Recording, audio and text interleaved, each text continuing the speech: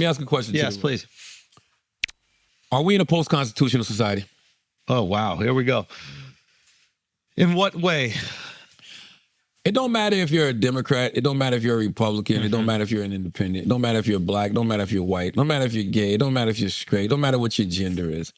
You're an American. Yep. Now, we know that this country has been flawed. We know that, this country has not, worked for everybody the way that it should. But there is a document called the Constitution that we hope everybody abides by, especially our elected officials.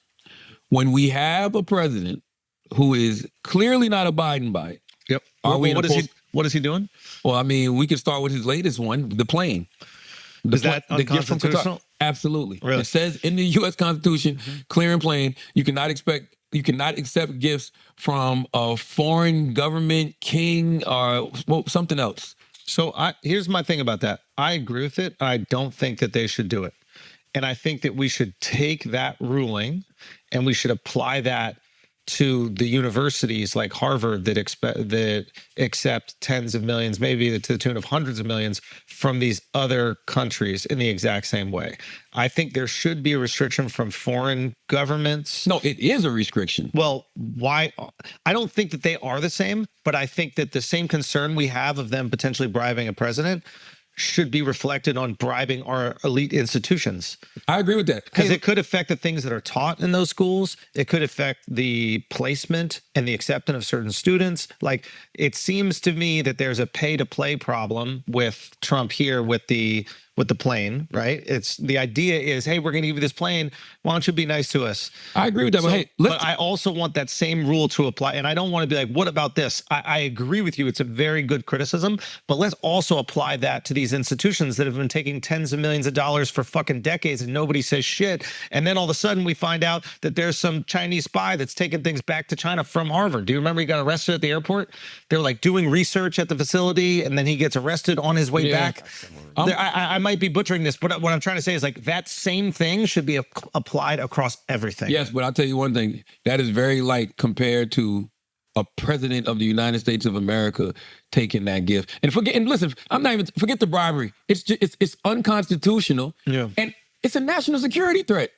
Chris said something the other day. I agree. I feel the same way when like. What if they bug the plane? What if they bug the fucking plane? No, I agree. I think. What if it's a bomb that they can just detonate at any moment? I don't know if there's that many people who are supporting this. Like I agree. Oh, no, I think, or there should be criticism of this, just in the same way that there was criticism of like Hunter Biden's kid being appointed a position on a Ukrainian oil company or like gas company. So like, yes, there should be these limitations because there is fear that you could be either funneling money through it or there could be influence. As Nikki Haley said, if this was the Biden administration, everybody would be furious. And they were. Well, she said we'd be furious. But they were during the Biden administration. So I think it is a good. What is the Trump administration's justification for doing it? Have they said anything? Stupid not to take it. Yeah, that's what he said. Yeah. He literally said, he was saying, he said, oh, you want us to pay for it? He said, you want us to spend $500 million? He said, I'd be stupid not to take it. That's literally what he said. I could be a stupid person and say, oh, no, we don't want a free plane. We give free things out. We'll take one, too. And it helps us out because, again, we're talking about we have 40-year-old aircraft. The money we spend, the maintenance we spend on those planes to keep them tippy-top is astronomical. You wouldn't even believe it. So I think it's a great gesture from Qatar. I appreciate it very much. I would never be one to turn down that kind of an offer. I mean, I could be a stupid person and say, no, we don't want a free, very expensive airplane. What is he doing with the plane? It's going to be their new Air Force One. Yeah. And then after that, it's going to be donated to his life. You know what they should do? Yeah. They should use the plane to bring those South African white refugees to America. Listen, no, but are we in a post-constitutional society? I mean, it depends. Yeah, no, I don't think so. The Constitution should not be flexible. But does it say in the Constitution you're not allowed to accept a $500 million plane? 500 million? Yes. 500 billion. Yeah, I mean, you guys aren't even talking about the meme coin, which to me is even more outrageous. So this is okay. So the I think rational take would be like, hey, politicians should not be able to accept bribes from Americans or other countries. The same criticism we have about campaign finance, right? Which is like, you shouldn't allow these corporations to funnel exorbitant amount of money into certain candidates because they're going to have a competitive advantage. The Trump coin thing is very interesting because I don't know if he starts it, but his family starts it, right? And the idea is, but his family's like on the board of payouts. So once it hits certain numbers, they get money. Is that right? I think that's the setup. But I mean, we were talking earlier, right, about who won the tariff war between Trump and China, and why did Trump settle? Well, the company that just bought $300 worth of his meme coin is connected to the Chinese government. They say in their offerings that the Chinese government has a degree of control over the company. He cut a side deal for himself. Yo, he's getting rich. He's getting rich. He's exactly who I've always said he is the bottom line. So here's the question, right? Yeah. What you're saying, everything that you're saying is 100% legitimate criticism, right? Yes, but the U.S. Constitution prohibits government officials from accepting gifts from any king, prince, or foreign state. I believe. So what, and then the pushback that you're going to get from anybody that is defensive of it is he's removed the veil. Meaning, this is what all presidents, right and left, have done. Right. The Clinton Foundation does the same. So the Clinton Foundation, when Hillary is the Secretary of State or something like that, I forget what it was, they were getting donations to the tune of like $50 million a year. I think go back to doing it sneakily. Well, or 250. The second she stops being Secretary of State, they shut down the foundation. So some people go, oh, this was just a vessel to get influence within the administration. And what people say is back in the day, they did it sneakily. And what Trump is doing, he's doing it in your face. Like, for example, Nancy Pelosi trades with insider information for decades. We all criticize it. We say it's wrong. Trump goes, yo, Monday's going to be a crazy day. I'd buy some stocks if I were you. People go, how is he doing this? Is insider trading. There are a lot of people, I imagine, on Trump's side that go, well, finally, he's letting us get in on it. Before, it was just Nancy Pelosi and Chuck Schumer. Now he's letting everybody get a fair shake. What I think the best criticism is none of it should happen. You shouldn't accept the plane. Nancy shouldn't get insider trading. What we're doing is unconstitutional. Trump's is a little different, but yes. And look, you can say... Why do you think Trump's a little different? Because she's using inside information that she has that's not available to the public to get these great tips or deals. He's manipulating the entire fucking market. To get what he wants. It's a bigger play. I mean, I wouldn't say he's manipulating the market. What I would say is in this Trump coin is he's creating a vehicle. No, I'm not talking just about that. I'm talking about it all. But like, I mean, look, you could say. I guess I'm sorry to interrupt, but like, I guess what I'm trying to say is like, this is a great opportunity for us to reform the way people in positions of political power, right and left, are able to accept like legal bribes. And if we make it a partisan issue, then we'll just have bickering from the left and the right about, but your side does it, but your side does it. When instead we should all just go, yo, both sides do it. I agree, but this is a guy whose biggest campaign platform. You just got a boner for Trump, bro. It's like he's doing the same shit they all do, bro. Hold on a second. Hold on. He ran on draining the swamp. Yes. That's his biggest fucking platform. Drain the swamp. He's adding acres to the swamp. He's importing alligators. He's doing whatever the fuck. I mean, this is the biggest swamp you've ever seen. I would disagree because I think that I would disagree on what the swamp is. So what is the swamp? The swamp is Diddy's chest after a night I knew you were gonna say something like that. We shoot, baby. I guess the idea. I thought the swamp was like permanent government. I thought the swamp were these people that were the quote unquote deep state, like the people that were making decisions without the behest of the American people. But that's being what I thought funded by corporate entities. And corporate money that you can't see. So technically, they're the biggest swamp. He's basically they're not listening to Congress. He got rid of the swamp and he goes, "It's just me now." So if you want, exactly. which we should also disagree with. Yes, they're not listening. They're not listening to Congress. Yeah. They're not following the Constitution. They are the swamp. But I think, unfortunately, people like, and I'm not saying that you're wrong to have these feelings. I think a lot of people have these feelings, but they have such a hard-on for Trump that they don't just go, hey, the system itself needs reform, and we should use this as an example, along with examples that past Republicans and Democrats have done, to reform it all. I want that, but I also just simply want an elected official who follows the Constitution. Right. By the way, clearly you can do corruption. in the guidelines of the Constitution. Unfortunately, we've been seeing people do that forever. But this is a person that's just saying fuck the Constitution. I don't want to turn on my Sunday morning news and see a president say he doesn't know if he has to uphold the Constitution. Yeah, I should. Even given those numbers that you're talking about, don't you need to uphold the Constitution of the United States as I president? don't know.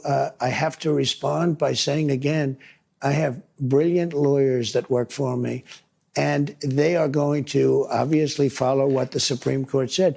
What you said is not what I heard the Supreme Court said. They have a different interpretation. Or suspend Come on, habeas, whatchamacallit? habeas corpus. Yeah. Yes. And this is the thing about, and I don't want to seem like I'm defending because habeas corpus it's basically the right to hold somebody without charging them, Right. which unfortunately throughout American history we have done. FDR did it with the internment camps during World War II. Lincoln did it during the Civil War. It is like fundamental. Upholding habeas corpus is fundamental to the American identity. We cannot hold you without charging with you. Once we do that, it's a tyrannical dictatorship. So I 100% agree with that.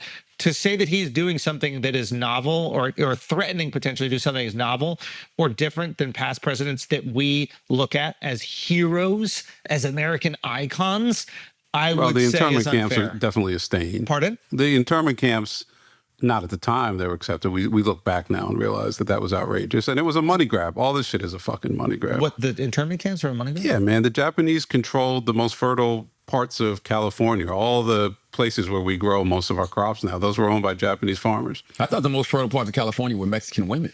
Well, So yeah, I don't know if it was only a money grab. I think that there was like legitimate concerns about.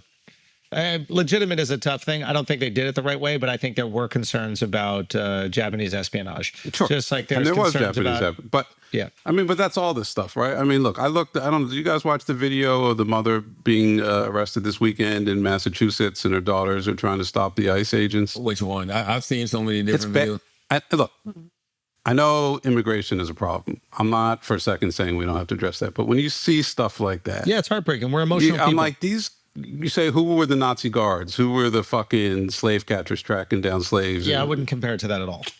man, when you're ripping, It's got to start somewhere. I would- you're ripping mothers away from I their think you kids. I think you do a disservice to what Jews experienced during I'm Nazi saying that Germany. as a Jew. And I think you're like half.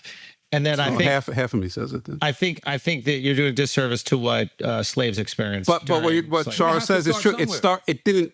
Yes, the first day in 1938 or whatever, Yeah. it looked like this. Yeah. And then not enough people said stuff, and it escalated and escalated and escalated, and then you got where you're going. I saw a mom who took her Yeah. 2 sons who had been going through the process of getting their papers, and they were going to the regular, I guess, check-ins or whatever that they have to do. Yeah.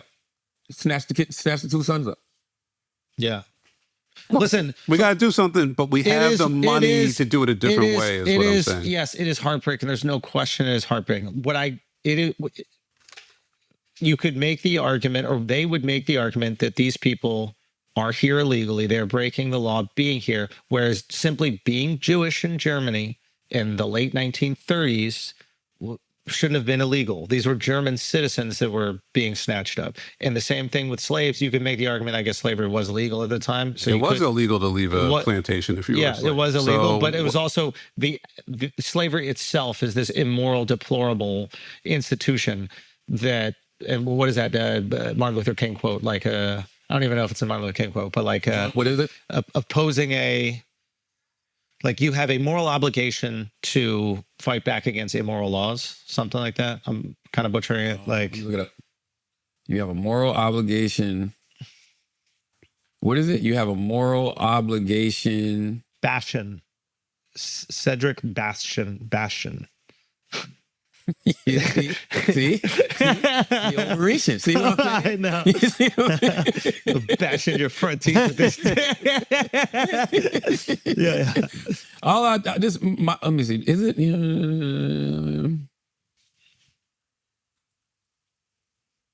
I'm an idiot. What?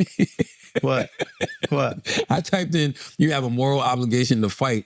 And then I put MLK Jr. because usually when you do that, it'll pull up the quote and it goes, that statement, you have a moral obligation to fight MLK Jr. directly contradicts both historical context and ethical reasoning. Martin Luther King Jr. stood for nonviolence. Listen, here's the thing. I just want to know are we in a post-constitutional society? Does the Constitution matter or does it not? We're on the edge. I think it's very scary. A week ago, last Sunday, when I'm watching the news and I'm watching Meet the Press, and I just see him say he doesn't know if he needs to uphold the Constitution. It's like, what's the context? They were talking about the deportation stuff. And he was like, I don't know if I have to uphold the Constitution. And so then she asked him again, is it the president's job to uphold the Constitution? He's like, I don't know. Listen, he has to realize that saying a statement like that is incredibly dangerous. So he could go, well, I didn't exactly mean it like that. The reality is, it doesn't exactly matter how you meant it. You said a statement that people are going to not need to look into the intention or context of. You shouldn't say, I don't need to uphold the Constitution. And he said it before on the campaign trail. He was like, no, this was the 2020. Terminate the Constitution, overthrow the results of the election. It's just look, as someone who's followed politics for 40 years very closely, if any president had said anything even hinting at that in the past, it's over. That's what I'm saying. Who cares? It's a disqualifying event. You're out. You know what I have faith in? Because they did it. Like Lincoln did it. FDR did it. So it's like, whether you say it or not, well, you would say FDR did it in wartime, right? So it's okay then? Well, I don't think it's okay, but that would be the argument. And what Trump is saying right now is within the context of illegal immigration. And I'm sure that's how he would frame it. What I'm saying is... This plain shit ain't in the context of nothing other than... Yeah, but what I'm saying is with him, he's always testing just to see what he can get away with. Yeah. Let me try that. Oh, yeah. No pushback? All right, let me go 4 more steps. This is why it's so dangerous. This is why you have to keep bitching and yelling. This is why people have to keep saying stuff. I will say this, though. Situations like this give me faith in people. And I tell you why. I don't have the faith in the government, but I have faith in people. When I see Ben Shapiro speaking out about this, when I see Candace Owens speaking out about this, when I see the Rogan speaking out, I even gave that woman props. She spoke out. Nikki, who? God, I can't stand it.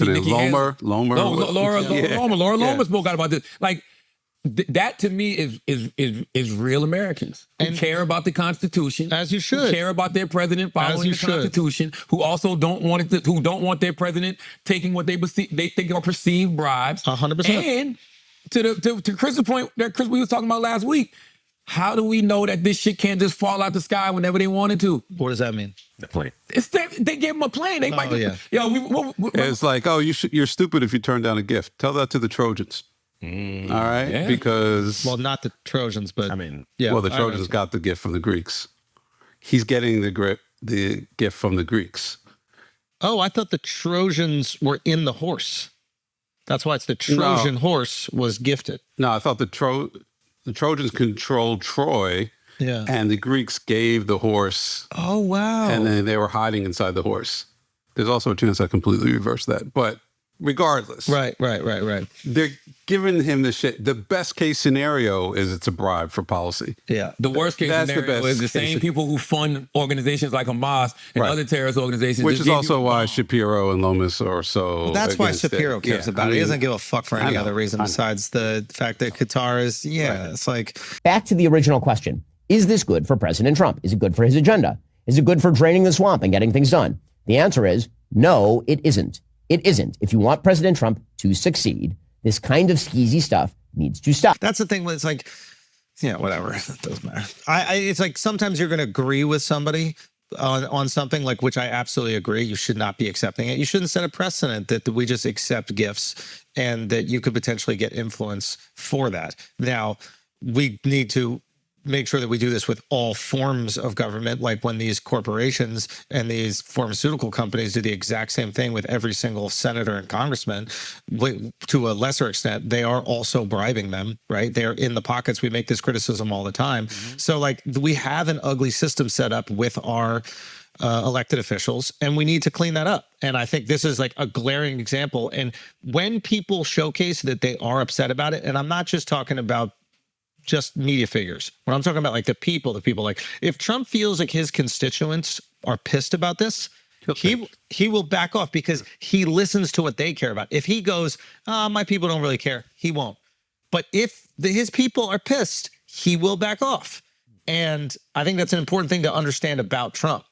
It's the tariffs he kind of held fast, and everybody, left, right, center, were all saying this is a bad idea. Stop this. Stop this. I actually don't think. No, he didn't hold fast. No. I don't think left, right, center. So I think that a lot of like rich media figures were saying it because they were basically like looking at their portfolios and seeing that the stocks were dipping. And I think that like the working class Americans that were supporting Trump were like, I don't have money invested in the market. I don't give a fuck if those rich people lose money. What I want is manufacturing to come back over here. And he says manufacturing is going to come back here if we do this tariffs.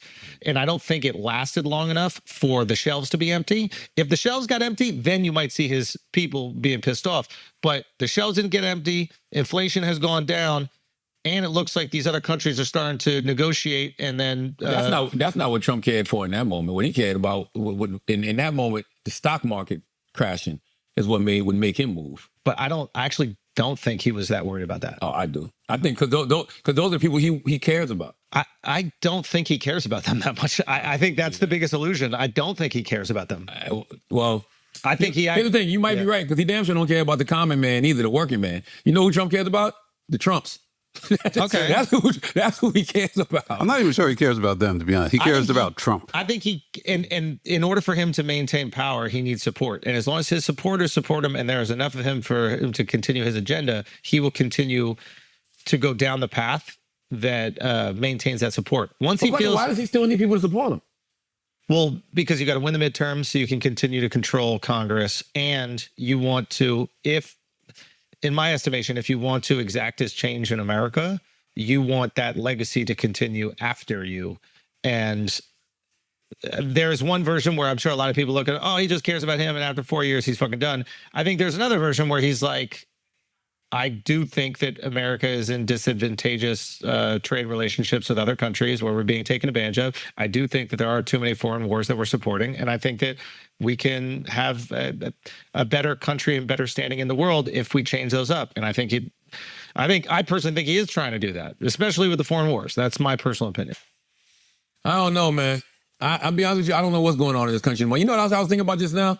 Didn't the Supreme Court pass a law where they made it to where bribery is illegal, but it's damn near impossible to convict an elected official? Bro, that's the thing. Like, wasn't it a bribery law recently? Like it was something earlier this year, last year? This shit is gross. Yo, you know how the Supreme Court just passed it. You know how the super PACs work, right? You guys study that more than me, but like how the super PACs basically like funnel money. Funnel money, yeah. Like we all kind of know how it works, but I don't know exactly. And I think the more that we learn how it actually works, I think we would be absolutely repulsed. Like, do you have an issue with that, Chris? Sure. I mean, who was the guy, the senator from Wisconsin that McCain teamed up with? This was probably about like 10, 15 years ago. Cotton? Yeah, they tried to take it on directly. Obviously, they didn't get enough support. What? Yeah. What do you say? What? This guy resorted to whispering, trying to catch me. No, it Yes, wasn't. you did. Cotton. I thought it was Tom Cotton or whatever. You his didn't name say cotton. was. What did I say? I thought you said cock, man. No, Man. no. Man. What was the guy's name, Chris? I can't catch you anymore. I'm looking it up. I can't find it right now. But yeah, I mean, I think the only thing I won't even say I don't agree with you. I don't understand is how the college thing plays into it. Because they're private institutions. Like, if you want to say, I guess, Michigan State can't take money from foreign governments, sure, but Private institutions don't impact America the way an elected official, the right, president, like, it just impacts doesn't. America. I don't see it the same way, I guess. I just want people to follow the Constitution. I think any institution, even if it's private, if you're accredited as a legit university and another country could be swaying. So you're an isolationist. No, I don't think that makes me an isolationist, but I do think that we should protect what is taught in America. And I don't think that that should be potentially tainted or shifted to be more advantageous for our adversaries. And I think that is possible when you're getting funding. Like, for example, like if in like the smallest version of it, if the biggest funder for like the local police department in some city upstate is the logging company, they have an in to the police if there's any problems. Maybe they look the other way if some things happen, etc. So if that same thing is applied on the university level in America, and it's not just the elite universities, but many others, all of a sudden they might teach a more empathetic version of like what's happening in the Middle East, where they might just avoid certain circumstances of what's going on there. And if I'm any of those countries, I absolutely want them to do that. But aren't a lot of those schools getting pressured to do that now when you have Donald Trump saying, hey, we're going to stop your federal funding if y'all keep teaching about, there was something, or y'all don't cancel your DEI programs, or if you keep teaching about, you know, that diversity or this type of history. To be honest, that wasn't the hang up. To me, I think it was something in their lawsuit with Harvard that was like indefensible, where I think they said something to the extent of, you have to let us approve who the new, I don't want to butcher this, but like there was some administrative, like the administration approving of hiring at the university level. And I think that's too far, because you want the university, you would hope that they have the integrity to hire people that are the best fit for those positions and then teach what they think is in the best interests of educating those students. And that might be critical of the current administration, and that's good. What you don't want is them to teach, hey, China's the best, Qatar's the best, UAE is the best. And if they give us $400 million there, we'll do it. You've heard about this criticism of the New York Times, where like they had somebody looked up and they found some statistic that said like 20% or 30% of their subscriptions online came from like Saudi. Right. And it's like, okay, well, all of a sudden the articles might be a little bit more kind towards Saudi Arabia if they're responsible for 30% of your online subscriptions. That could be completely, put that as a hypothetical, because I don't have like the I would just facts say with colleges, the chances of the influence they'd have on young minds is much less than the type of potential breakthrough research you could do in medicine or other areas with that money. So, and what if like some of that information, and what if some of those goes government, back to China? Exactly, because that's what was happening. And what if some of those government contracts that they were willing to restrict? So the administration is like, yo, we're not going to hire you, Harvard, for your research, right? But what if some of that research that we're paying for is now getting leaked back to China because they're giving $200 million a year? To me, that's also a concern. It's not one, but I think it's real. I can't like say another concern. concern. It is a concern, but that shit is not on the level. Yeah, I mean it's like pretty far down. Sure. I agree. It was the June 2024 ruling. The Supreme Court clarified the federal anti-bribery law, stating it criminalizes bribes, payments made before an official act to influence it, but does not criminalize gratuities, gifts given after an official act. So I don't know. I don't even know if this is unconstitutional, but maybe he can't be charged for it. It's just bad across the board. It's just bad across the board. It's indefensible, but here we are.